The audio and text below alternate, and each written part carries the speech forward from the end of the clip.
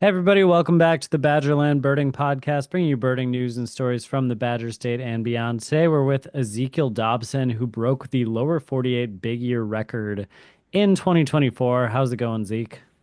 Not too bad. How about you guys? Doing well. Can you just give us a recap of how many species you got, and then how has your life changed since breaking the record? So yeah, I finished the total with 758. I guess I originally thought I'd finished at 757, but with my provisional bird as cattle tyrant, that ended up being 758. So that was exciting.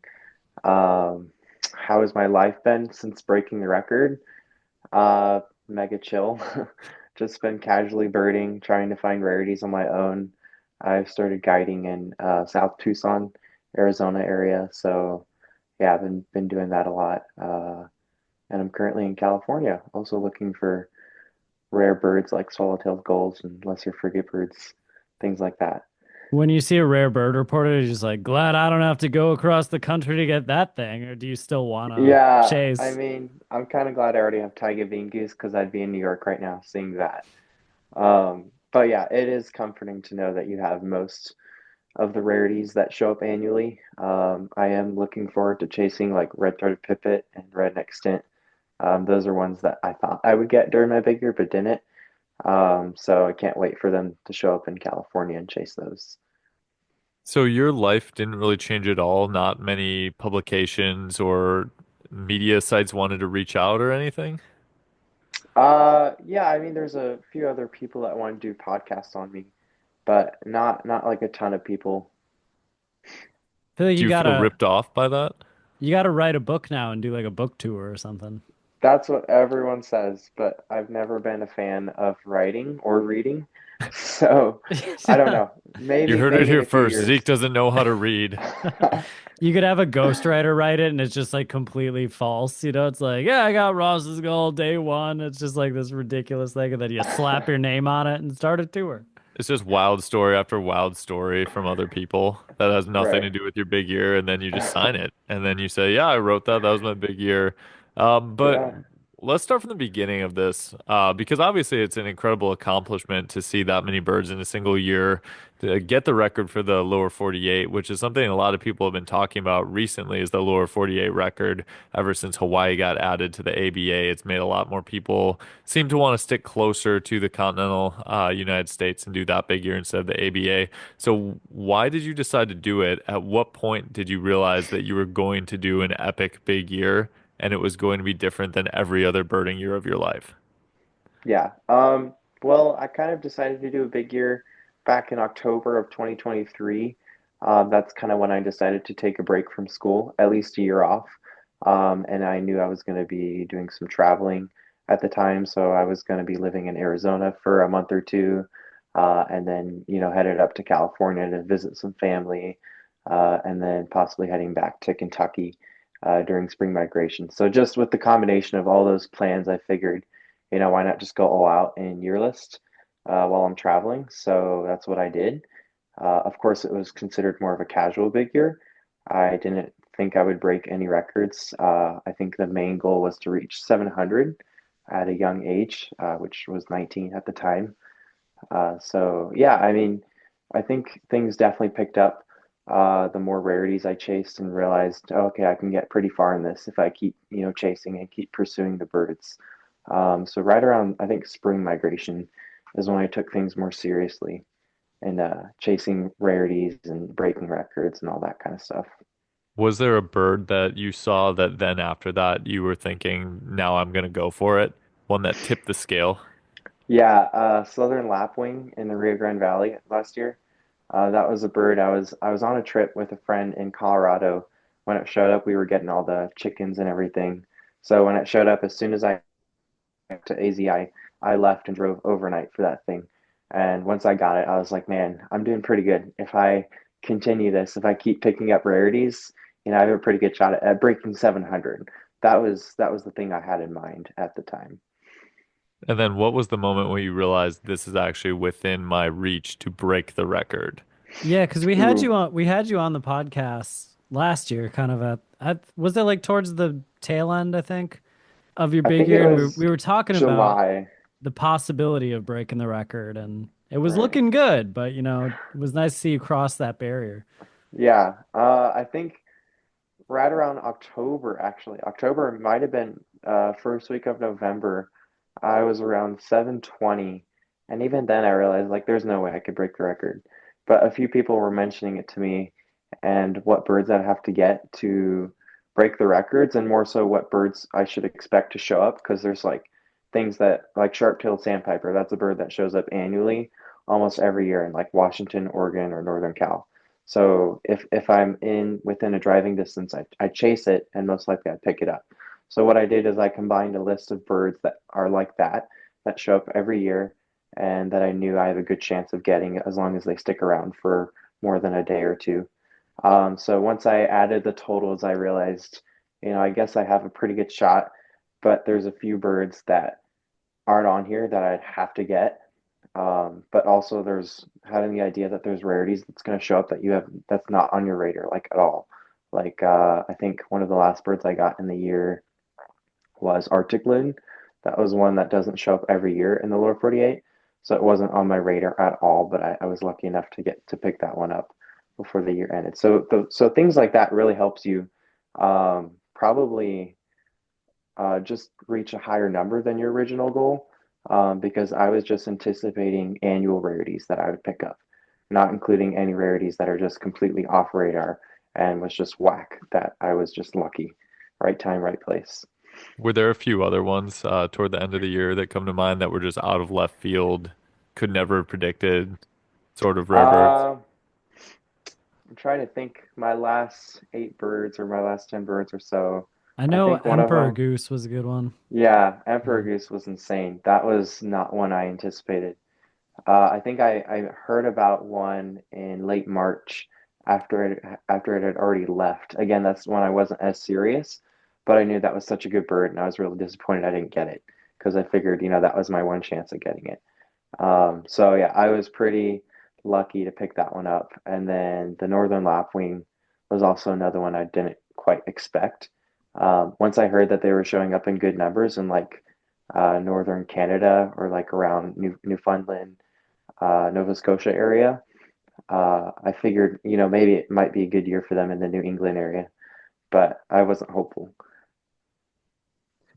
Yeah, and how many of these species, I feel like we're getting more to a point where the ABA is kind of counting more like eBird, like they're putting some of those species you may not have been able to count in the past on the list. How many of those species did you add? Like I'm thinking about, all the parrots in Florida or like the blue and Mhm. yellow macaws. Like how many of those, how pivotal were those species in your big year Very ordeal? much. So that was a huge big deal. Right around July, I think, is when they accepted a lot of those birds that weren't countable in a big year, say in 2023. So it was around 12 or 13 species that kind of got added to my list. Not quite added because I hadn't seen most of them yet, but I knew that I could go count them now. So I think it was things like the pin-tailed white, the Swinhoe's wide-eye, the northern red bishop, lots of parrots and parakeets in Florida, a lot of the Amazons too down in Texas, like the red lord and the yellow-headed Amazon. So I mean, just all of those. I think that gave me like an additional 11 or 12 species. Which I mean, if you look at that perspective, I guess I wouldn't have broken the record without those. But it's just the way it goes. Yeah. Next person to a bigger, I'm sure they'll break my record just because 2 or 3 birds got added on. Well, we were down in Miami not that long ago, and I was like, "Oh, this is gonna be a paradise, seeing all these wild parrots." Then traffic was just horrible, and like we're trying to identify these flyover birds. I'm like, "This is not the like paradise I thought it would be of just easily finding these non-native species." And then you managed to get into that Ocean Reef Club to see the white-winged parakeet. We had Noah Steinberg on the podcast. He's like a big Florida guy, and I was like, "Oh, are you guys gonna get into the club for like his dad is doing a big year?"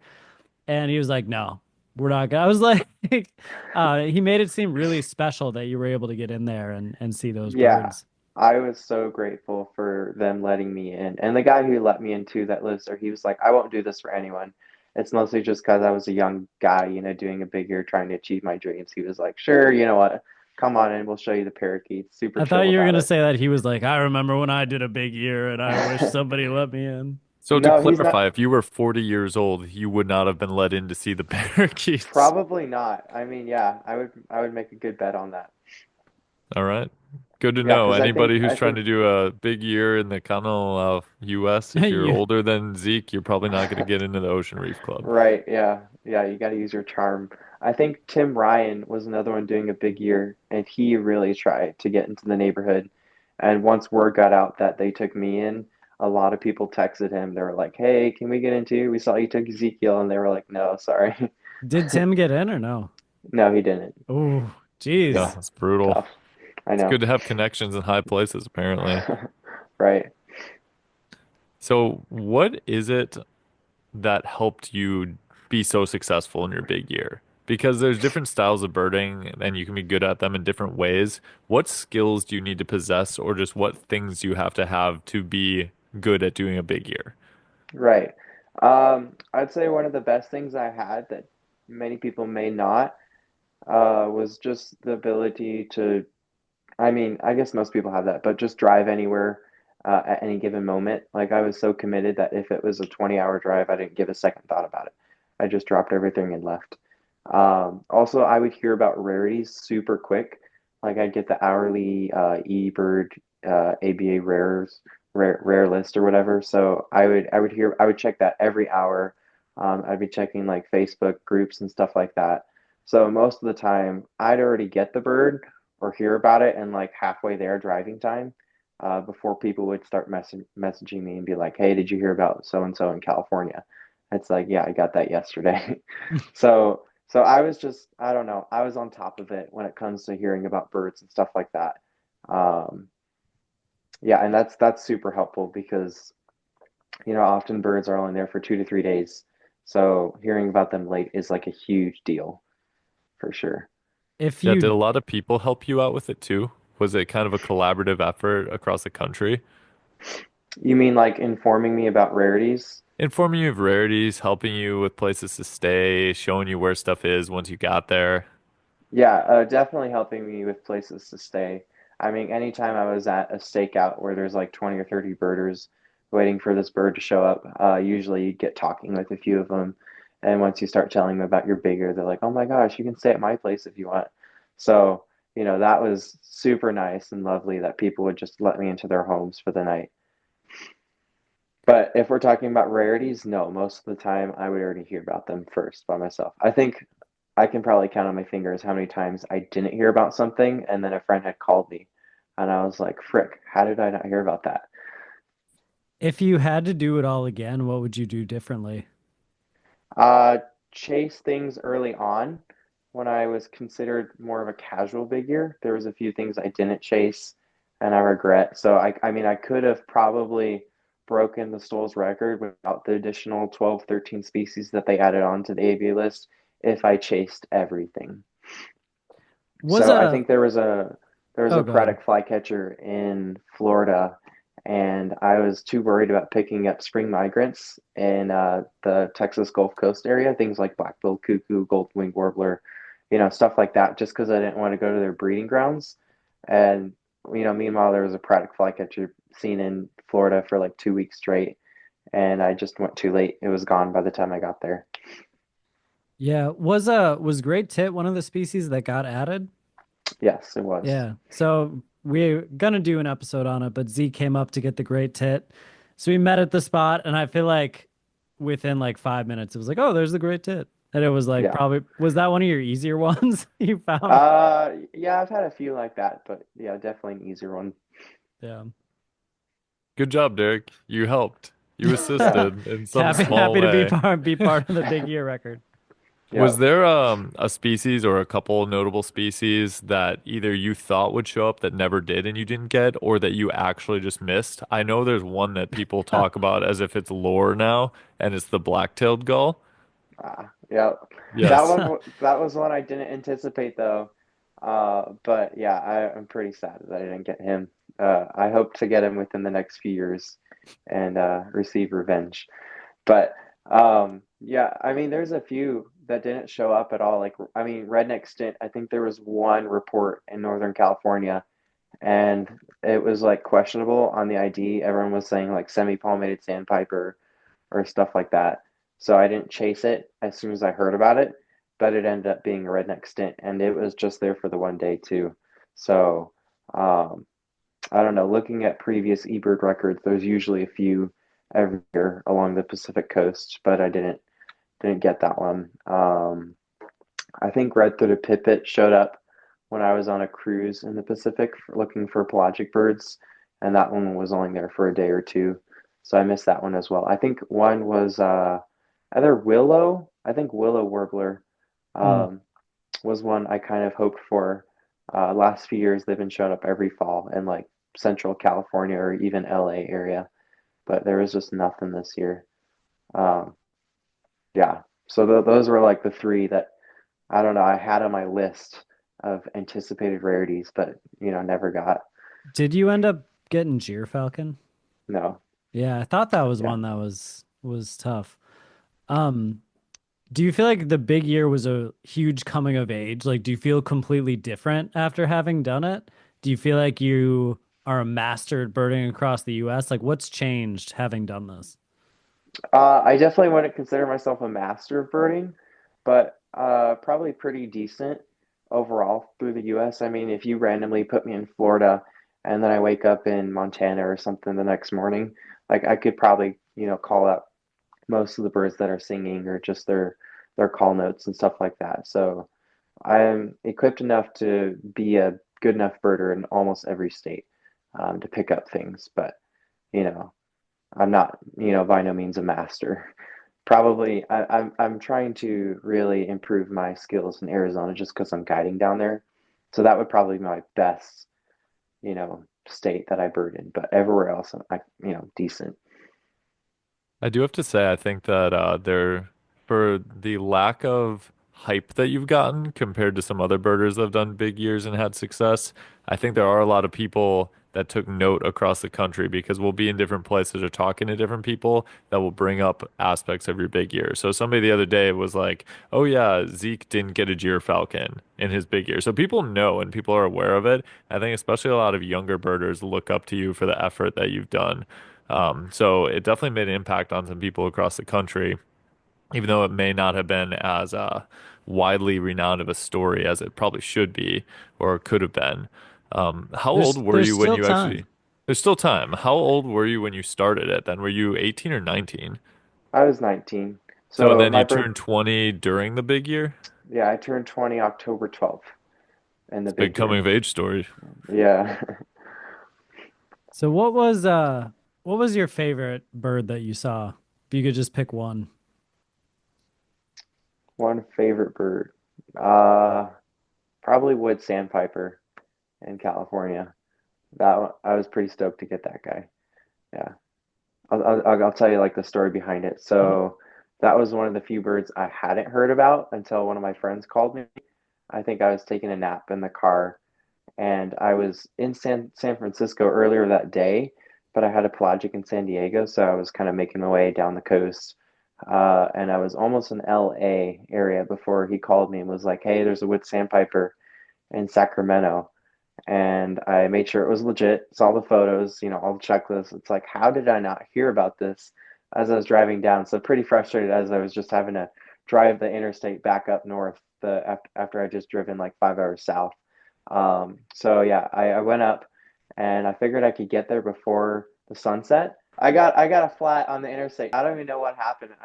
I may have hit something, and it took me a while to get things replaced, and I didn't get there till like 10 or 11 at night. So it was way past dark. So I just slept in the trailhead there. Next morning, I went to where it was being seen yesterday, and it wasn't there. There was like 20 or 30 birdies, 30 birders looking. Um, and yeah, it was just absent. It was gone. And so there was a huge water treatment plant like a mile away that we all went to go look at, scanned for hours, but again, like not there. So I started, expanding my search within like a 20, 30 mile radius that just places that had water or shorebird habitat. Because, I figured it's got to be around here somewhere. And it was literally seen at sunset. Um, so yeah, right around when I drove like 10 miles away, they called me up and they were like, the wood sandpiper's back at the original spot. So I whipped my car around, drove to the trailhead, and it was like a mile walk from the trailhead to the spot of the bird. So I just booked it. I ran the whole way and was so exhausted by the time I got there. It was just Ran a sitting in the 5 minute scope. mile. It was just sitting there right in the scope, so it was so relieving to finally pick up that bird. And I only had like 2 or 3 minutes with it before a peregrine falcon came and dive bombed it. But it didn't catch the wood sandpiper, but it made him flush and just fly away.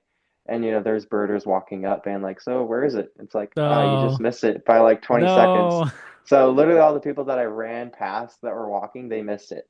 So That's That's why yeah, you should that always brutal. that's one run. that yeah, right. Always run. Um, but yeah, it was never seen again after that. So Wow, that's crazy. I was gonna ask if there were any other ones too that were really memorable. Just stories that were wacky, crazy, um, anything like that that really sticks out. yeah, Things that would be good for a book, you know? Or a right. To Yeah. movie. They made Or The Big Year too. uh gosh, I mean you guys know the Bucknell's thrush story, but Yep. that's not really like a rarity. Yeah, people can check Uh out the other podcast episode if they want to hear that one. It's That a one was funny hilarious though. story Yeah. though. yeah. Trying to think here. Or I Let's was see. curious if, you showed up at the wood sandpiper spot really late. Like if you just took Mhm. out a flashlight and tried to find it, like were there any weird stories like that where you kind of had unorthodox methods to find a species? Uh I think I may have done that a few times, but I never was successful. Or at least the bird flew away before before I got there. So I mean, when I chased the swallowtail gull recently here in LA, that was my intention was to go kind of scope it out on a flashlight or something, but it flew away before we got there. Oh, So, we didn't get it. But I feel like one bird that I missed, if I did that, I would have had it, was a Siberian sand plover in Northern California. There was a birder I hadn't quite known yet at the time, but he was doing a California big year. His name's Todd Easterly, and he was literally on the sand plover like as the sun was going down. And we met later in the year, and I told him I missed it, and he's like, "Oh man, I could have like had a flashlight on it until he got there, because it was like an hour after he left, but it was dark, so I just waited till the next morning, and then it was gone." dang. So I feel like if he had a flashlight on it for the next hour, and I came up, I would have seen it. That's some dedication. Flashlight for an hour, just like Yeah, I Yeah, mean, wow. bigger birders know what's up. They know how to help. I do feel like the lesson that one always learns about chasing rarities is go immediately, don't wait. It Right, won't be there the next day. And right, then if you unless go and it's a get it, white then it will be. unless it's a white wagtail and that is there for like 3 months. Yeah, once you get dude. it, it'll be there for the rest of the year. But if you don't go that first day, it'll be gone forever and you'll never see it. Yeah, how is that wagtail still alive up there? Isn't it like, It's eating like little macroinvertebrates in the water, seemingly. oh, Yeah, right So on the right? water's edge, it likes to pick through the algae and stuff. I saw some pictures of it on a recent checklist, and there was like a couple inches of snow yeah, that was like in the background. I was like, dang, It's that a bird's brave. survivor. Yeah, It's from Siberia, so I feel like it probably feels right. right at Yeah, home. that's Zeke, I cool have to though. ask, and you don't have to tell me if you don't want to, how much approximately did this whole year cost? Yeah, I believe it was around 35,000 Wow. for the Where'd you year. get that Yeah. kind of money, Zeke? I mean, I made like close over 10,000 through DoorDash through the year. So, that's where most of it came from. And then also I did some money saved up. And then a lot of people donated as well. I mean, I got a lot of help through that. So, yeah. You could definitely calculate a price per bird. Probably probably wouldn't make you feel bad, but Yeah, yeah. I mean, I feel like I wouldn't spend more than $200 or $300 on each bird, each rarity, I guess. Yeah. yeah, because if you just divided it equal, it'd be like that's $300 American robin or something That's like that. true. Right. That house sparrow is really costly, but then the wood sandpiper is the same amount. Right. Yeah. Yeah, that's probably one of the best advice I'll give to other people too is when rarities show up, don't wait. Like one of my biggest pet peeves is when people show up to a rarity late and they're like, "Oh, I had laundry I needed to do," or Yeah. I was just doing some work in the morning, Forget or the I don't know, I was laundry. just There's a chilling. rare bird out there. Yeah, Derek Yeah, I kind of notoriously slept made in. us miss a Barrow's Goldeneye in Wisconsin because he wanted a bowl of cereal. that's true. That's Right. when we learned. I don't understand people like that. It's like you don't understand the stakes of this bird. You have to Thanks, like get Zeke. out and be on the road ASAP. Yeah, Derek, you're that's the what taught us problem. that lesson. Hey, do you have Barrow's Goldeneye on your list? I think you do. Not for Wisconsin. Well, you should get on that. Thanks to you. You could have. You didn't want to stay out and look because it was too cold. I We got it and you got, well, didn't he this got one year. this year, but it Yeah, was a you could terrible have seen look. it. It was a It still female and it was counts. way out and it was Whoa, let's not sub-zero judge. and it was way out Easy. there. Easy. Our friends got pictures of it and later in flight they reached out to us and like, "Is this it?" And we're like, "Yeah. When did you get that?" Nice. And he's like, "I just, shot a few pictures as they were flying by." Nice. So, what's next as far as you know, education? Are you thinking about doing more school? Are you done with school? Going to be guiding full time? What's the plan? Is there a So plan? yeah, mostly. Currently I'm guiding full time. Hopefully doing that for the next year or two. If I don't like that, then maybe I'll pursue going back to school and getting a degree and maybe getting a job in that field, probably of wildlife biology or environmental science, one of those two. And if so, I'd probably do it online. So I'd still have more time to bird mostly. I feel like when I was in school, I was so kept up with either, doing homework all the time or either hanging out with friends, which isn't a bad thing, but it's really like a full-time commitment to attend a university, and it really leaves no time for birds. So yeah, I mean, I would do online for sure. It Gotcha. definitely still leaves time for birds, just not as much as you had before. Right, yeah, it's not, full every day, full, for a week, You but got to be strategic about where you're doing your schooling, though, so that it's in a place where you can get good birds yeah, consistently. Like our friend Peter just got boreal owl on his campus the other day. So if you're in a place where you can do that sort of thing, wow. I need to go to the school in Humboldt County in Northern California. They get so many rarities. It's insane. That's where the emperor goose was, and like the sand plover and the taiga bean goose. I mean, it's just insane how many rarities they get in a year. what school is So, it? gosh, I don't even know, but there's a lot of young birders that go there. So anytime I'm birding in Humboldt, I like always see them. I've been on a few pelagics with them as well. That's Nice. funny. Yeah. What were some of the destinations you went that you were like, oh man, this place is really cool, but nobody talks about it? Or you're like, I thought this place was going to be great, but I hate it. Any like really big surprising destinations? Yeah, I mean, one that everyone talks about that just says is amazing is Everglades Hmm. National Uh-huh. Park in South Florida. I think that place is kind of a dump. It's just hot and muggy, and there's like no birds except like egrets and spoonbills and stuff like that. I mean, yeah, that stuff is cool, but if I'm looking for, rare pigeons or red-legged thrush or stuff like that, it really kind of sucks. I mean, it's just not fun to bird. I'd rather bird like a botanical gardens in downtown Miami or something. Hmm. So, Interesting. yeah. Yeah, that was a place we didn't make it down. We wanted to, but um, Yeah. is Key West quail dove still findable in like the Keys area, or are they kind of like out of there? I was trying to figure it out Mm, yesterday. some people say they're still around. I'm not sure if I believe that yet, just because some person sent me like a few places to look for, and I did, and I didn't get them. But they're like apparently still there. I So don't it's know if like they an breed ivory-billed there. woodpecker type deal, or what? Right. I don't Yeah. know. Some people are secretive about those kinds of birds down there, but I think they're still out there. I Oh, mean, it's really good habitat like everywhere you go, and they're just like such a sulky bird. It's really hard to find them unless you're brush whacking your way through like the Keys and everything. So you think the Everglades are a dump? What was a place that had the opposite impact on you? You thought it was going to be kind of terrible, and it ended up being spectacular. Mm. Uh, I don't know. It's hard to say places that I thought that would be like a dump and then ended up being He's like, amazing. I was But only ever underwhelmed by the places I went. No, I mean I went to Zion National Park to look for condors, and that place is like absolutely amazing.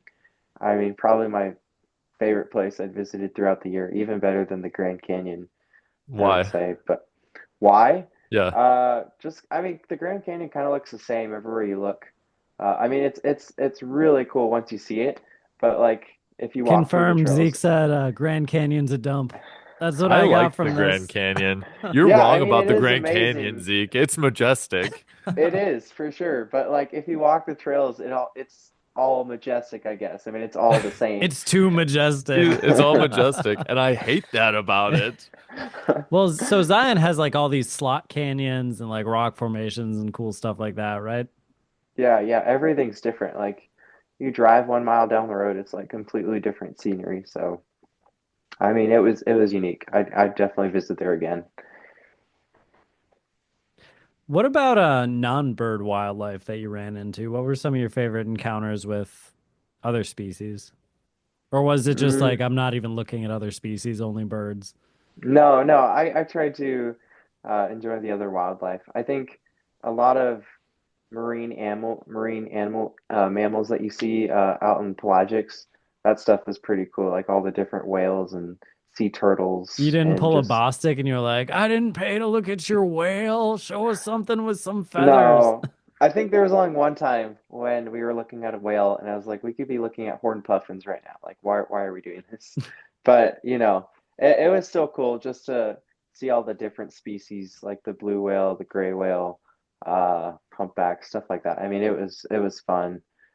Seeing flying fish, stuff like that's really Oh. cool. And just gaining knowledge to point that out too. Like I feel like all you have to do is go on a few pelagics before you can, confidently ID some whales, and it's cool to like point them out to some other birders on the boats. Yeah, dude, the flying fish looks so funny because they're just I out know. and it's just like this, and then they are Yep. back down. Like it really Then looks they're like the back. Mario flying fish. Right. Yeah. Zeke, how did you stay motivated during the year? And was there ever a time when something showed up that you just did not want to go deal with? Yes. That was He was Yeah. like big every yes. single one. No, I think towards the end of the year, I was just not wanting to drive, 16 hours for a single bird. I was more scared that my car would just break down and I'd be stuck on the road with nothing.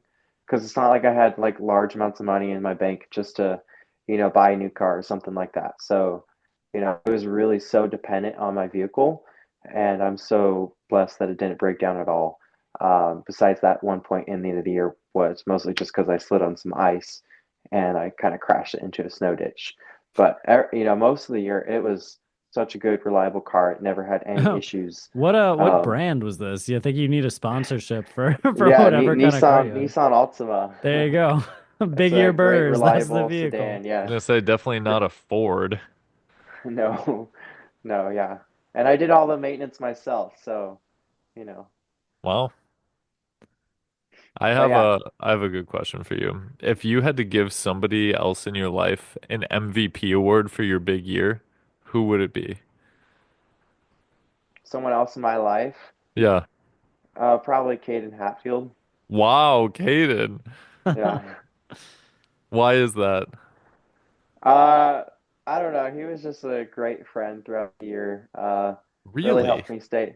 Yeah, yeah, really helped me stay motivated and chasing birds. He was actually one of the few friends that informed me about rarities that I hadn't quite heard about yet, like the wood sandpiper. He's the one who called me about it and was like, "Dude, get your butt up there." So yeah, he's been a great guy for sure. Wow, I did not expect that. Really, Yeah, he's too scared to actually come on the podcast. We've invited him. really, Oh yeah, he huh? said he just doesn't know how to talk or Huh? read. He's He can find birds apparently though. yeah, yeah, he's pretty good at that. Is there going to be a new stereotype? Young birders can't read. They can Yeah, that's what they we're can gonna find birds, but develop. they sure But can't they read can't books. read. Yeah, Isn't there a that's funny. professional boxer or something that consistently got made fun of for not being able to read, or that was the joke, or no one knew if it was I have true or no not? idea. I think it was Yeah, like same. Floyd Mayweather or something. There was this joke going around that he couldn't read. Hmm. That's gonna be the new thing for young birders. They can find them, but they can't read about them. So any plans to do the you know, ABA big year, ABA big year, global big year. I county want to big so year. bad. I want to do an AVA big year so bad and break the record because I feel like it's so breakable. You'd have Like to I feel find like a it's. lot of the same things over again, and I I don't know if that would know. be Yeah. like a blessing or a curse because you'd be like, I kind That's. of know where to find them, but then having to do it all over Why do you feel like it's Yeah. so breakable though? Just because not many people have really tried it with because of the Hawaii? non-native stuff that got added. Uh, I mean that too, but also just seeing where I ended up and how much effort I had to put in. Like if I had, unlimited funds and time and I think was that's able the to chase. key. Yeah, The yeah. I mean, the that's the key for unlimited everything. funds and time. Yeah, but I mean, if you did, it'd be so easy to break it, I think. I think John Weigel, or yeah, from Australia is the one who has the record for ABA. I think it's 840 or 841, something America like let that. someone from Australia break the I ABA know. record. Yeah, what's up with Yeah, that? that's why we need someone like me to break it. So bring the Nissan, sponsor funds. me. Guys, we really need to come together as a country and a continent and right this horrible wrong. We need the Olympics to sponsor me or something. Yeah, it Ooh. says 840 is the record.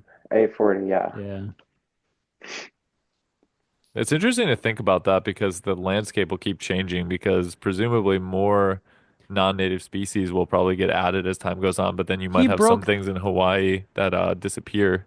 he broke the Yeah. record twice. He broke it in 2016, so he has the second place record too. Wow. Yeah, he And then broke in his own record. 2019 he got 840. So if there was a Yeah. birding Olympics, Australia would have the silver and the gold. Yeah. Who has the bronze? Nicole Koltzow. What Yay. country? I don't know. US. She Okay. lives in Tennessee. All right, Okay. good. So, That's a relief. yeah. Man, there's something about Tennessee birders. We got the Stoles down there and the coal. It's just in their blood. Oh, Break something records. something in the Appalachian water down there, I Yeah. guess.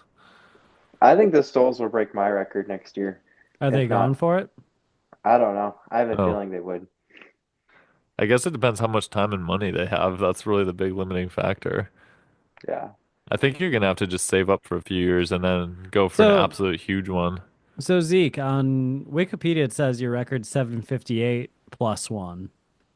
Right. So I think it's not 759. I think it's just 757 plus one. I don't know why it says 758, but Okay, so it I actually don't know. should be one less than that.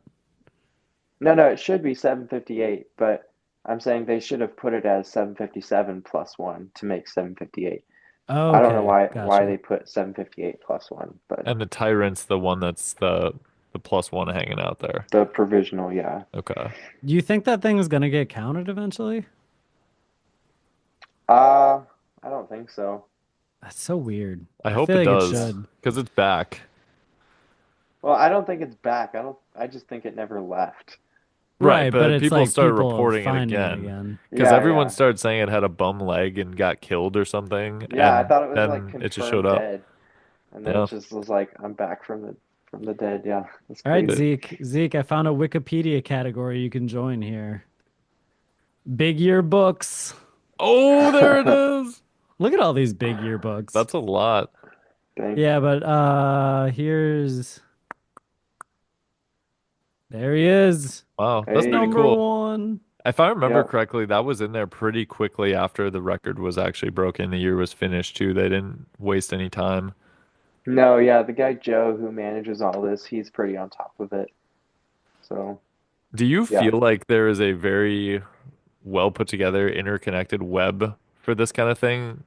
Because it feels like the news never really got out.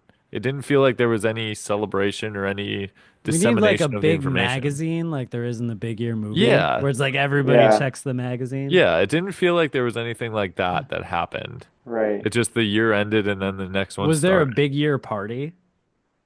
Not really. There should definitely be a cake or something. I We know. should We throw need to Zeke a host big like year a party. Yeah, next time you come to Wisconsin, let's do a Big Year party. or next time you guys come to AZ, because I ain't coming to Wisconsin again. Oh, Whoa, what's up with that? Unless unless there's like a Ivory Goal or something. But there will be. You'll okay, see. find one, and I'll be there. Are you gonna kill it like you did the Ross's golf? Yeah, what was up with that thing? People are like, yeah, it's eating a snow goose that has avian flu. I'm like, what is going on Well, down in actually, Kansas before or that, wherever it somebody's was? report came out that it killed a snow goose.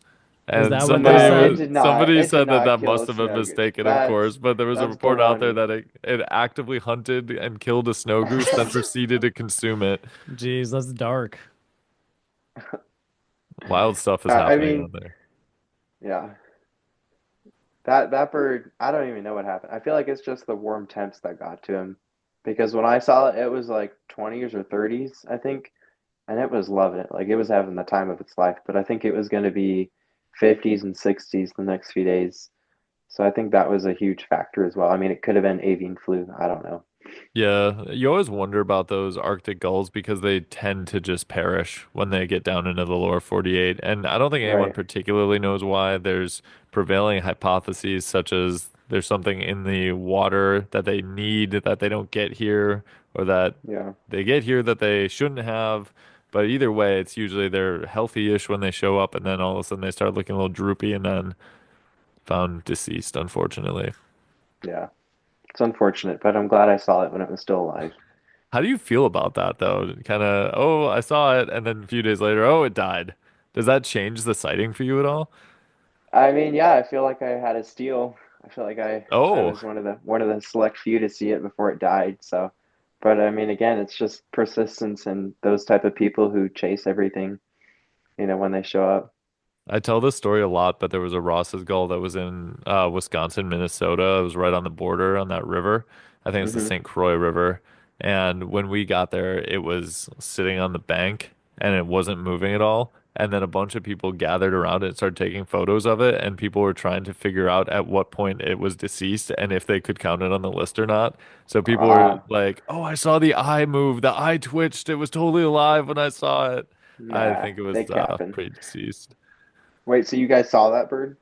So me and my friend saw we found it dead. So we found it when it was on the bank, presumably already dead. So did Yeah. not count it. Yeah, that was my lifer American Widgeon when I first started birding. I was like, no way, American Widgeon. And it was like this most gorgeous male, and it was swimming so close to me. And then all of a sudden, it just like hit the bank of the shore and just like hit the bank, and like didn't flinch at all. I was like, oh, that bird's dead. Really? So, yeah, it was kind of a weird experience. It was just floating there? It was just floating there. Yeah. That's so I don't know. strange. Yeah. So, Zeke, if you could relive one day from your big year, what day would you pick? Hmm. The black-tailed gull chase? Yes, I would chase first thing in the morning. Uh, Trying to think. One of my favorite days of birding was honestly in High Island during spring migration. Just the amount of people I met was so cool. I mean, I guess I wouldn't relive it to see the birds again, but more just to hang out with the people and just, there was quite a few young birders that I met that are good friends now. So it was really a neat experience. Is there anything you feel like people should know about your big year or doing a big year in general that is a misconception or just that you think that they need to realize? Mm, I mean, I try to say this a lot, but yeah, don't chase a lot of the common birds. I mean, a misconception is people think that they have to try hard for a lot of birds that are, kind of range restricted, like black crested titmouse or island scrub jay or, LeConte sparrow, stuff like that. That's kind of hard to get, but also if you're serious about your year and you chase rarities, you'll, cross their breeding grounds or their winter grounds multiple times in the year. So don't go like way out of your way to chase them, because you'll probably see them like 3 or 4 times again later in the year. Is there anything that you would do to prepare? So the months leading up to it, how would you best get ready to try to find all these birds? Right. Well, I would hope that a lot of the birds that are being seen before the year had started would stick around, and then say if there were like 7 or 8 megas in the U.S., which typically there are at one time, I would just knock out like the hardest to the easiest first. So like the tiger bean goose right now, that's probably the hardest bird. That's usually that doesn't show up in the U.S. a lot. So I would get that bird first, then probably go for the tundra bean goose, and then there's a barnacle in Delaware, so go for that next. And then probably go to South Texas or something. So I mean, I would just knock off like the harder ones at the very beginning, in case like they all just left the next day. And here's my basically last question on this front. Where would you station your home base? Where's the best place to be to get ready for anything? Middle of the Yeah, country, someplace that's a migrant trap, someplace near the Kentucky. border. yeah. I think depends on the season. If we're talking winter months, probably probably Central Texas, like San Antonio. I mean, you're close to the valley and also like kind of like right in the center of the US. So if something shows up in Florida or California, you're not too far away. But if we're talking fall migration, probably like San Francisco, California, because you're right in the middle of the state. If something shows up in Northern Cal, you can chase it same day. Same thing with LA or San Diego. You get there within 6 hours. Oh, that leaves you guys. No, okay, sorry. Oh, you're good. Um, how do you want people to remember your big year? Um, I mean, I was a young kid who didn't quite know what he was doing, but I just was out there trying to achieve my dreams. Ever since I started birding, really, since I was 12, it's been a dream of mine to do a big year. But I always thought I needed, huge amounts of funds and time to do something like this. So just the fact that I just woke up one day and was like, hey, I'm just going to do this for the fun of it, so definitely, I hope people, have that takeaway that they can get out there and start achieving their dreams now. They don't have to have all the resources. And then also, I did my best to honor God throughout the year. I mean, it wasn't all about me. God was definitely a big part of it and just helping me get through the big year emotionally because it's a lot of time on your own, especially those long drives overnight and stuff like that. So God kept me safe, driving all throughout the U.S. He provided a lot. I mean, I'm still quite shocked about how I made it through financially, but I did, here I am. So yeah, those two things probably for sure. Were there any states that you didn't visit that it was just like I didn't never need to go to these places? Yeah, North Dakota was the Oh, only state I didn't visit in the year. Wow. So I visited every other state besides I think that means you need to do a North Dakota big year. that. Good Yeah, luck. yeah. Have Would fun. you ever do a state big year now, or does it feel like small potatoes? everyone wants me to do an AZ big year now, but I don't know. I'm waiting till I get a new car, maybe, so that the car could handle another But big year like that. the Nissan, you can't get rid of that Dude, thing. it has like 200,000 miles on it. I don't know That's if it can handle. nothing. Maybe when I get a Subaru or something, I'll do a AZ big year.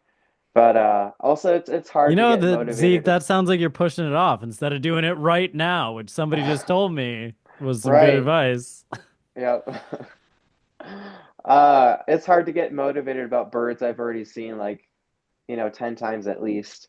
Like there's a northern shrike in the northern part of the state, which is like a 5 hour drive one way from where I'm living. So it'd be a 10-hour drive round trip. And it's hard to drive 10 hours for a northern shrike. It's like, eh. Ouch. But it's also a really Whoa. good bird for the state.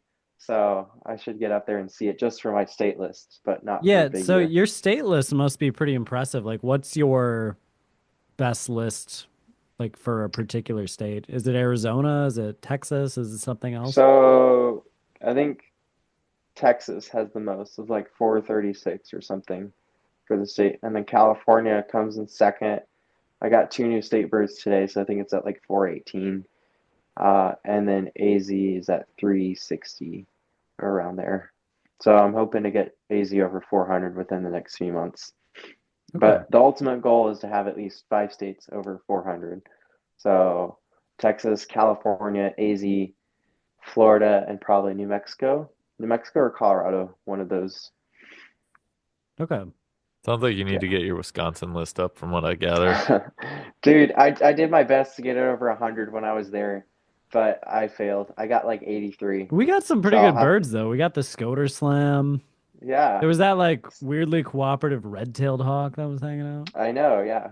So I'll have to come back and get over 100 for sure. I Wow, thought he you weren't changed his coming mind. Yeah, back. he said he Yeah, what's wasn't coming going back. on, Yeah, Z? you I gotta. mean, I'm not going to come back just to get it over 100. If I'm up that way, chasing an ivory goal in Minnesota, then I'll like make my way over to Wisconsin and get over 100. But there's no way I'm going up there just for that. You should just come up here in late April or May and we can just do a big day. Because we did a big day That's last year true, and yeah. got 149, so we can definitely get over the 100 then. Yeah. Global big day, it'll be great. So we were having Yeah. this discussion about Falcon. Like, did you not get it because you didn't try, or were there just like super few reports? Because Or was it because they weren't reported because now they're suppressed? it feels like a species that's getting harder and harder to find in the US. Yeah. It's kind of a combination of all of that. So, another big mistake is I didn't look for that bird in the beginning of the year, which I feel like they're more prevalent in January, February months, because that's when it gets really cold up north. So it kind of pushes them down. So in December, there was a few around, but I don't know, they just weren't sticking. Like somehow I managed my way to like get in contact with the people who found them, and they were like, "Oh yeah, that was just like a one-time thing, the next day it wasn't there." So I was like, just message me if it shows up again, and they never did. Uh, So yeah, these birds just, I don't know, maybe they're just moving around looking for food.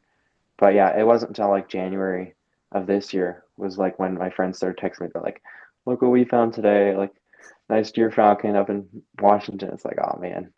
So, but yeah, I definitely made an effort to look for them in December. I mean, I looked a few spots in Oregon, Washington, Montana, South Dakota. So, a few states there, but there just wasn't really much around. Yeah, Yeah, it's a tough one. Is yeah. there anything else you want people to know about the big year? Mm, I mean, really try to get your connections down. If you meet cool people when you're out in the field, like get their numbers saved, because most of the time they'll offer like a place to stay anytime you're in the area. And then also, if they hear about birds that you haven't, they'll message you. So yeah, just really make an effort to like get your contacts saved. Um, and yeah, remember the people, because there's often people who just walk up to me and it's like, "Hey, do you remember me? We met in Texas earlier." It's like, no, sorry, I don't remember you at all. So I mean, that could just be me. I'm pretty terrible with remembering names and stuff.